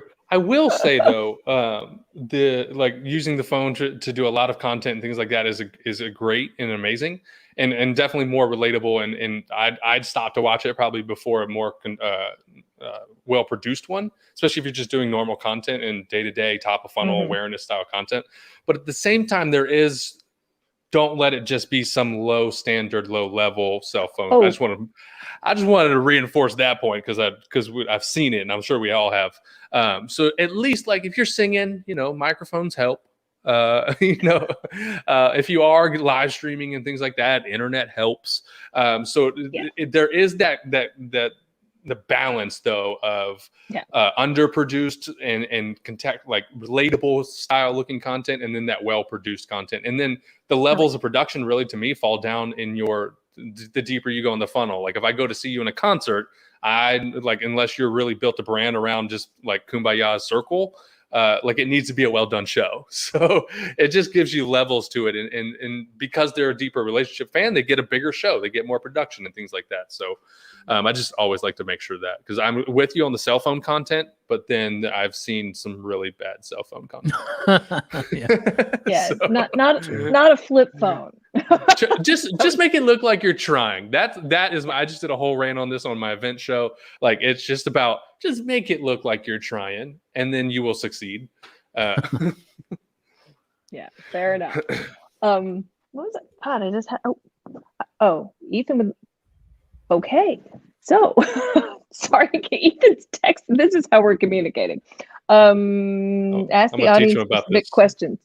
Yeah, I'm gonna ask him about if he knows about this private chat over here. Ethan. Yeah, I know. Ethan. Yeah, is there any audience? My dear audience, if you have any questions for us, please let us know. Otherwise, we'll just keep talking. We can ramble. I'm going through the chat now just to see if anybody has, but I don't see too many questions. Probably because they're like, God, here. But I mean, I think it would help just while we figure out questions, because this is something. If Ethan turned it on, Ethan, yes, I'm going to go with yes because I think I can answer it because I know the guy. Yeah, I'm going to say the yes. software he's using, so I'm going to go with yes. I'm with you. Yes. I think it would be helpful because this is where, or maybe we've probably already touched on it, but trying to get a little granular with it while we pull up questions and things is like what kind of content or like at what stages of the funnel does that dictate the kind of content you're putting out? And the types of content, and like should it be different content down below, like all the way down at the funnel, and should it be different funnel or top of funnel content? And so I asked that question to kind of answer it myself as well, and then I'd love to hear Chris's point. But I always use while we bring up questions, just the top of funnel awareness is just that value driven giving back awareness style content. So for me, it's my show, it's the blogs, it's just social media content in general, just my random rants on Facebook and things like that. But for entertainers and artists, it really is your music. So putting out a lot of content and video, like Krista, video wins, video content around different covers, new songs, like even if it's just you like tinkering around with your guitar before you ever come up with the riff that's actually goes on to make the song. Like if you could create that piece of content and then like 7 months later, that same person could hear it in a song, like that's relationship building over a long term, but it got awareness out about that song. And it's just top of level. Someone might be glancing Facebook and see that. Doing live stream content while you're in the studio or recording or doing those riffs. Like, I just want to like always be putting out and producing content at a top level that anyone can and everyone can watch. You never know who's going to be watching it because it's social. You can get that organic, or if you're getting paid. So you're just putting out content that you can watch and people can engage in. And like Chris said earlier, and we said earlier, like it's not salesy. It's just literally good content that is engaging and then starts to go deeper as the levels go, right? Does the content change though, Chris, once we start going kind of deeper? What does that content look for like you and people you know? I think it does. So like from a CD Baby perspective, we're putting out all sorts of content, and hopefully it's hitting people who self-release their music, right? But that doesn't mean they're necessarily towards the bottom of our funnel where they're ready to get a new album out there or a new single out there. It could be that we're helping them promote giving them information that helps them promote something they've already put out. So they're kind of more top of funnel. As they get down, we want to know, oh, you're getting ready to release something. Let's get our messaging in front of you about our services as opposed to just our kind of more content marketing type stuff. So that's the CD Baby perspective. But I was trying to think of like, for like a folk musician, I really like Peter Mulvey. I don't know if he does any of this stuff, but like if he had a funnel, I would think his little daily things of reading poetry with his dog or whatever would not be top of funnel content. Like you wouldn't be a stranger and be scrolling through Facebook and be like, oh yeah, let me watch this guy in his kitchen read a poem for 4 minutes with his dog. Like that's just not the type of thing. But me, right. Bottom of his, like I love his music. I'm into it. I'll watch that. I'll watch it every day. So yeah, it's kind of like sort of, you already covered it. It's just like where you're at in your relationship with the musician really depends on what that musician should be sharing with you. So it's kind of like you put on your Sunday best for the strangers. Yeah. And then you lounge in your kitchen for the people who love you. Exactly. Yeah. I was about to pull it back to my example of like dating and going out. Like once you go out, you put your nice clothes on to go out. Like that's your content. That's your top awareness, top of funnel. You put your nice clothes on. And then as you get to know them, like Chris said, now you're walking out in your purple muumuu and no one cares because they're that big of a fan with you. So that's a really interesting, great example of that. So this is more just a question. I wonder in like sort of this age of social media where we have so much access, like, you know how the closer you get to someone in a friend relationship, like the less you see them as like a rock star, like, oh, they're just that person. Yep. The more familiar I get with an artist, the more I like their music.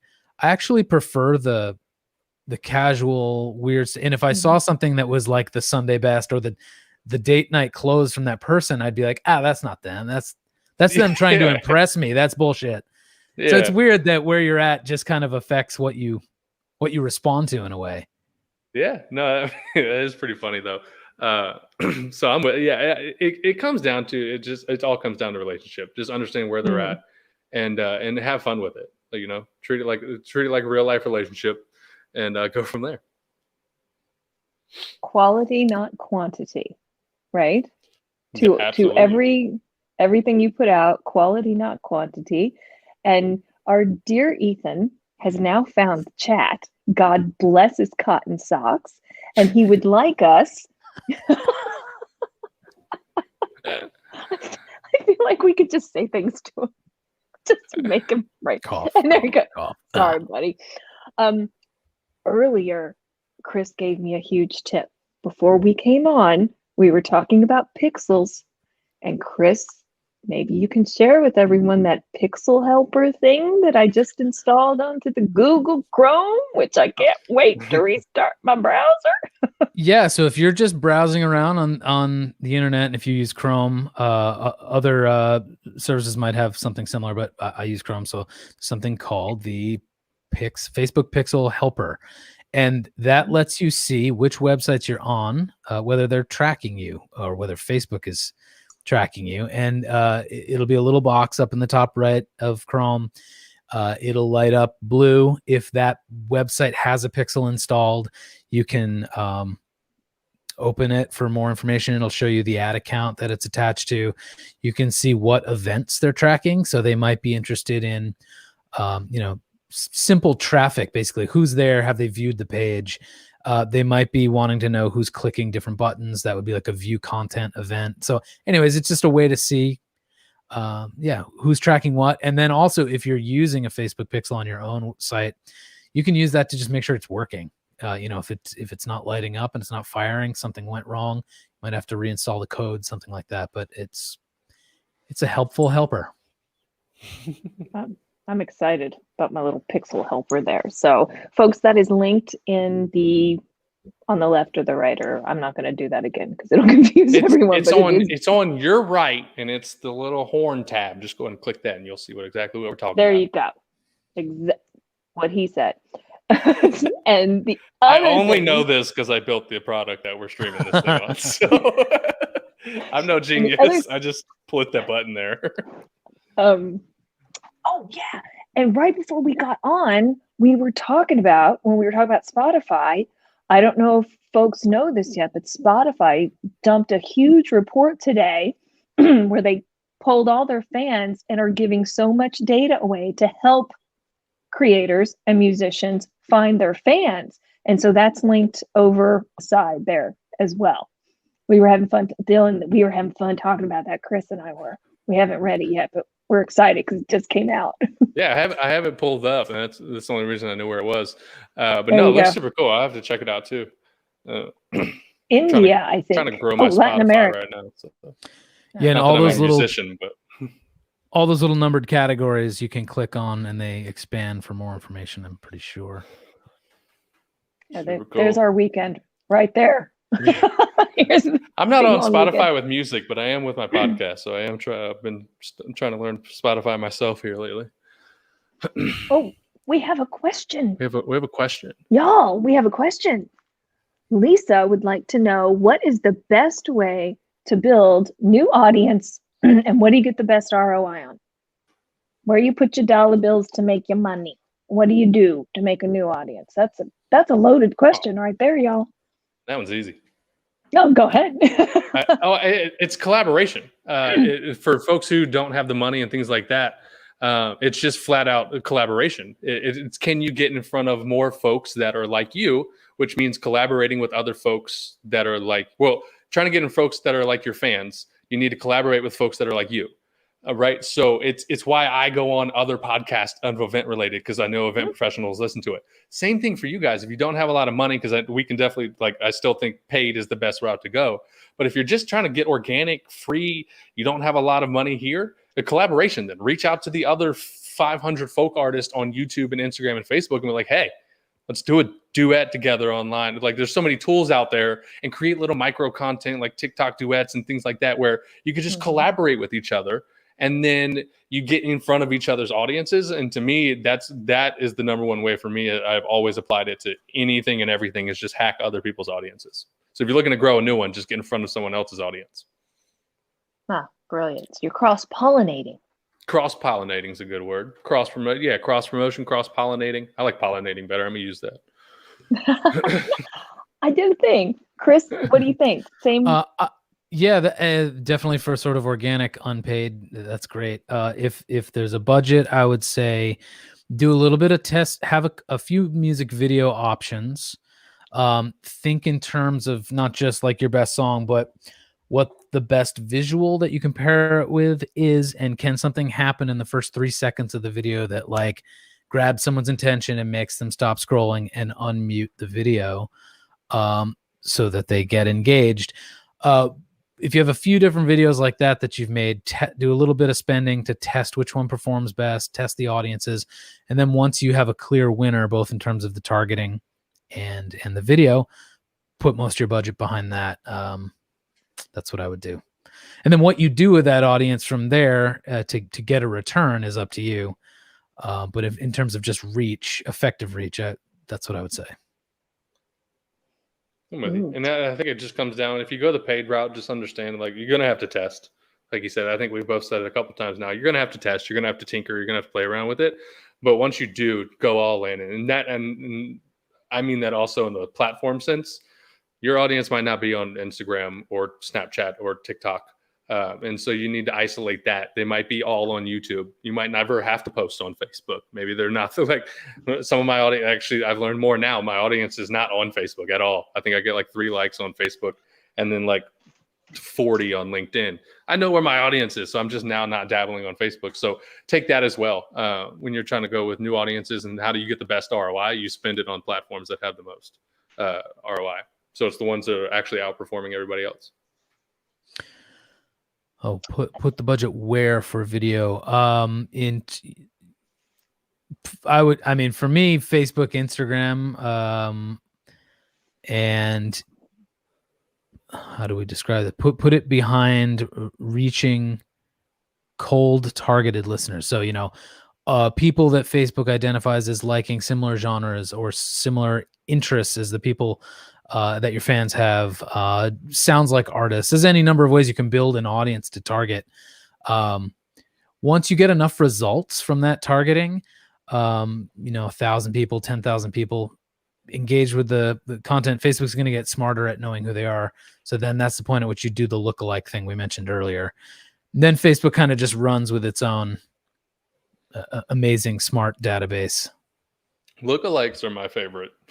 If you're new, if you're new or even established, taking your new and going the route of sharing interest and things like that, and then using all that engagement or conversion or tracking to then create a lookalike audience of folks that look like that, and or using if you are building an email list, take that email list, do a 1% lookalike audience in Facebook ads, and it's going to take. So I don't know how Facebook does this, but it takes it and says, hey, these 600 people, we're going to find you 1,000 that are similar based on data that Facebook has. So I think that's your strategy if you're trying to get new audiences right there, is that lookalike that Chris was mentioning. That's a great point too. I forgot about the, you can upload your email list too. Yeah, just make it easy. To Facebook, which actually, when we were talking about email earlier, I wanted to say this. I know it's not an email marketing talk, but I know a lot of artists who are really afraid to delete or clean their list because they're like, I've been touring for 15 years. It took me everything I had to build this list. I'm not going to delete these people. But then I'm like, when's the last time they opened an email? 4 years ago. Mm-hmm. They're hurting you. At that point, having people on your list who aren't opening is actually hurting your email deliverability. So what you would want to do is export that list, upload it to Facebook or whatever else, keep it on the side, but then actually remove those people from your subscription list, and you will see your open rates go way up. Yep. That's a very fine point. I always overglance that one. But yeah, if you're sending out to 50,000 people, we're doing it right now. We have a 60,000 person email list, and it's like the open rate has just gone down and down and down just because no one's engaging. So if no one's engaging, clean it up. They don't need to be there. They're not in. They are not in your funnel. Right, and you can also do it like a re-engagement series to kind of like give them one last chance. Be like, hey, we noticed you haven't opened in a while. Here's some cool stuff that's happening. Yeah. I just did that. We ran them through a 4 email sequences. Hey, you have not engaged. Remember me? I always like to go back to that, and then be like, hey, you haven't opened my last emails, and then my subject lines are literally, hey, this email will self-destruct in like 15 seconds or whatever it is. Just something to try and get them to re-engage. And then it's like, hey, if you don't want to be friends anymore, we can part ways. It's cool. No worries. So so I'm with you on that one. We got to clean that up. Yeah. It's funny because I know like the people who tour a lot, it's like, this is my life's work. This email list took me everything to make. And well, they're just not opening. Right. Yeah. That's an excellent point, because when I look at all those folks on MailChimp, and when I see that some of them haven't opened, I don't want to let them go. That's just it. I don't want to. But they already let you go. That's the sad truth of it. They've parted ways with us. We just didn't know it. Yeah, we have to come to grips with it. Yeah. Okay. So, all right. I will do that. And that's advice for everyone out there. If you have your email list, clean it up, segment it, start,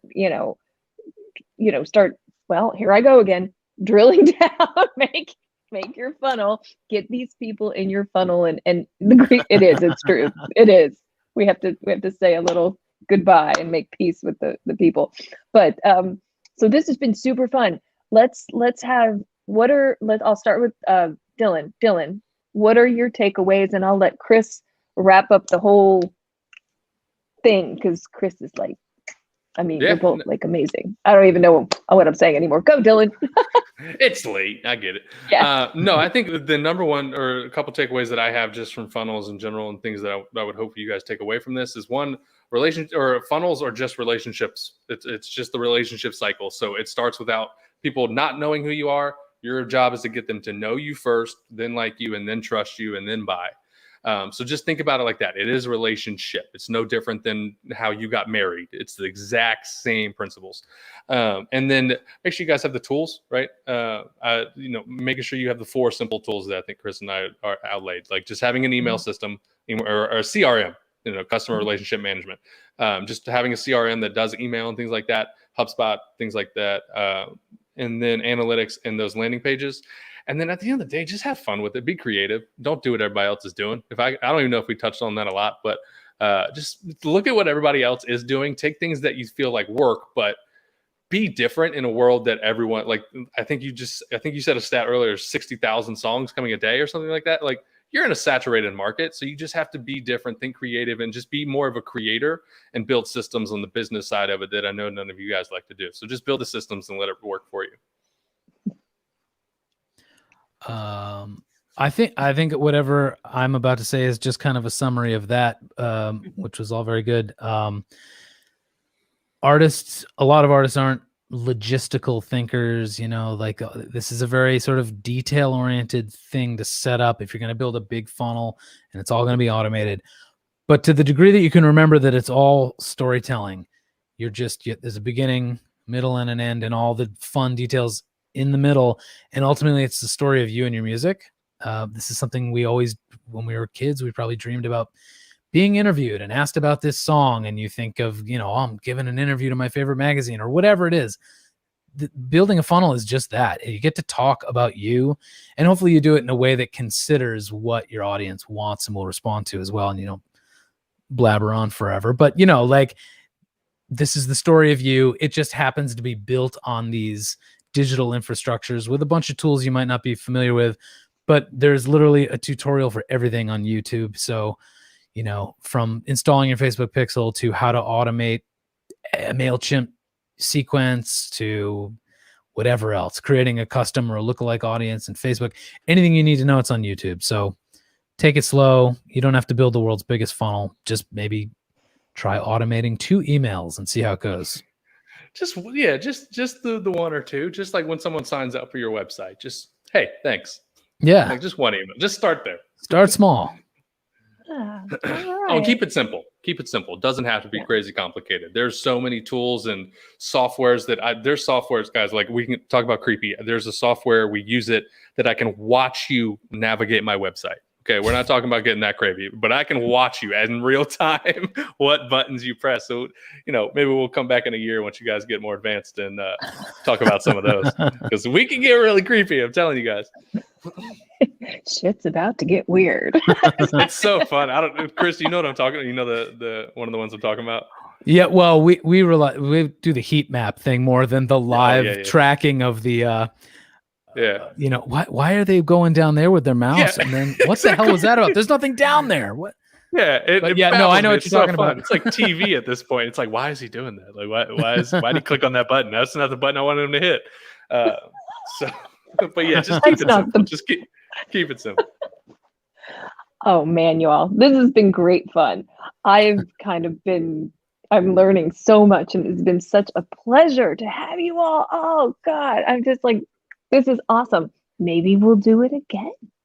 I don't know. We could go crazy in a couple months from now. We might do it again.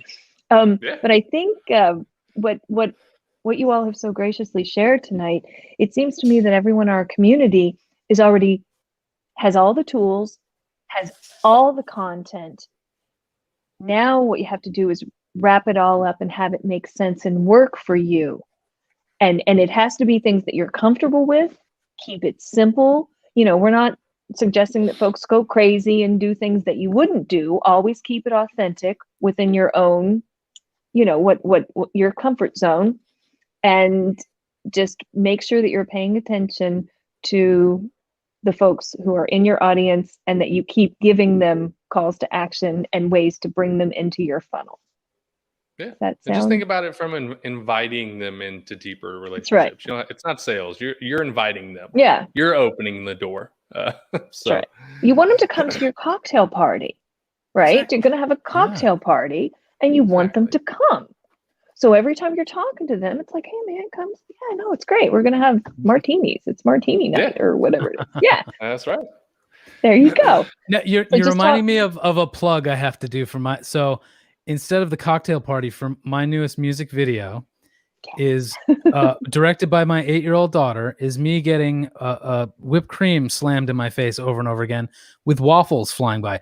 So I'm inviting you all to go to my Instagram page and come to breakfast with me. It's an absurd breakfast. It's very messy. Check it out. Oh my gosh, I love it. 8-year-olds and waffles and whipped cream. Yeah. Well, okay. So what's your Instagram so everyone can? It's just my name, Chris Robley, Robley. Ah, Oh, look at there you that. There we Come go. to my It's just- absurd breakfast, please. You're all Okay. invited. And I'm at Kimberly Sink. If anyone wants to follow me on Instagram, or at Spin Count is my company. Dylan, over to you for the Yeah, call to Dylan. action. Yeah, Dylan Schinholzer on all social medias, and of course I'll plug ViewStub, which is my virtual event platform, live streaming platform, which is very doable inside of it's a level of your funnel, if you want to think about it, or it could be used as a funnel driver. So yeah, just Dylan Schinholzer on all social medias, ViewStub on all social medias, and that's all I got. And of course, Ethan just pointed out that he had already put all that into the ViewStub thing on the right. So That software is pretty handy, huh? yeah, and everyone, ViewStub is what we're on right now. It is indeed. so you know. Man, it looks good too, Ethan. Oh, Good job. and when's that festival happening? This weekend? Sunday. Yeah, we got a thing, y'all. What's this like this weekend? yeah, what is- it's this weekend. It's this It Sunday. is this weekend. Okay. It is this weekend. And look at those names. Like Tom Rush, like folk revival, and then of course Ellis is like, and Susan, and like Vance is one of the funniest humans on the planet. Adam Ezra is cool as hell. I just go on and on. Rose Cousins is just down the road for me. She's from Halifax. Jonathan Bird, Nobody's Girl Heather. I mean, come on, look at that lineup. Insane. That is a Join legit us. lineup. Yeah, I'm right. excited for this. I'm excited. Yeah, no, it's going to be great fun. At ellispaul.com. Everybody, join us. Since we're all hanging out online anyway. and you are now at the exit point of today's funnel. Funnel. And when you show up on the 23rd, you might get hit with another one. Well, And if I you will- don't show up, you'll get an ad being like, What the hell? You'll be like, Yeah, yo, it's gonna bro, be what Dylan. happened? It's gonna be me now. Yeah. I'm gonna start a Dylan now, business. go. Any of you guys want me to do your Facebook ads? I don't mind being the guy. Be like, yo, what the hell happened? you were right there. I don't. You almost hit it. You almost. I see it. Like so. It's why. It's literally why back years ago we actually installed the ability. I don't know if Ethan even knows this. You can install the Facebook pixel into ViewStub, just so we can stalk you. So. there's I ways to feel do like it. that's what I'm doing tomorrow. It's gonna be Well, a this has peaceful been day. fun. This has been fun. This has been fun. I This know, could have I been had a even blast. probably a 4 times longer conversation. So we'll definitely yeah, I have to do feel like- another one if you guys Oh. ever want me back. yeah, let's do it. Oh, that'd be super fun because I feel like we're just now getting into the meat and potatoes of the whole thing. But Yeah, because Hey, I'm gonna you let- can get into like the actual styles of content at the different levels of funnel, how to call to action. Chris touched on one that we probably could have dove deeper into, like the free plus shipping concept of funnel. Like Mhm. we could get into a lot of that as well next time. Can we do that next time? I'm sure of it. Let's do it. Yay. Ethan, can we do that? Can we do this again? Cough. Do the people Yeah, I know. want us back? That's the Yeah, I question. know. We're imposing. I mean, They're like, yeah, I don't know. man, I'm tired of seeing these two dudes. Audience, what do you think? Well, Oh my if gosh, you guys want, I will be more than happy to hop back on. We could talk at any time. I'm down. I'm starting to Okay. like you guys. I feel like we're friends now. I feel like we should go to the kitchen. I feel like We're we're, gonna all, have waffles. we're kind of all middle of the funnel with one another. Yeah. I haven't invited you to my kitchen yet. You still get the best I got, which I probably could have worked on my lighting a little better. I know, me too. Next time, I think this is the next one will be our third episode, Chris. I think we could just show up in whatever banana costumes and hanging out in the kitchen with our dogs. I'm bringing my dog on the next episode. That's for sure. Well, my cat had a photo bomb.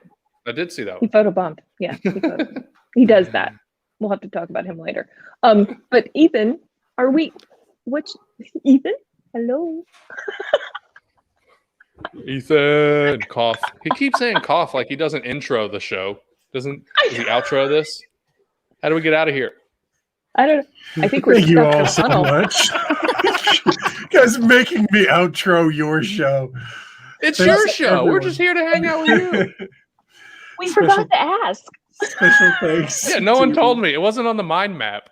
And Ethan, have you ever watched my show? We have no outro at all. Yes, it is. It is a I very literally messy just like, outro. yeah, guys, we're done. See ya. And we're still talking, even though our producer will hit the outro clip, and I'm still talking. Just I'm keep like, going. you know what? No one's here. No one's watching it anyways. Whatever. Thanks to everyone for tuning in tonight. Thanks to Kimberly Sinclair from Spin Count and NERFA and Alice Paul's Traveling Medicine Show. Thanks to Chris Robley, who gave me 10 years without correcting my mispronunciation of his name, and me getting it right now is like going to take concerted effort for at least a year. And Dylan Chinholster for being part of this. I think this is a great conversation. I would love to have you guys back. I think this is sort of an important side of things because the virtualization of stuff it wasn't just a COVID thing. We were heading in that direction anyway. It kind of gave us a bit of a kick in the ass to get there. But this is a meaningful conversation, and thank you guys for being part of it. That being said, we're going to end our broadcast now and let you all go back to your days. For the folks that got the free ticket, you can watch this again for the next week. For the folks that donated, thank you. A, that's really nice.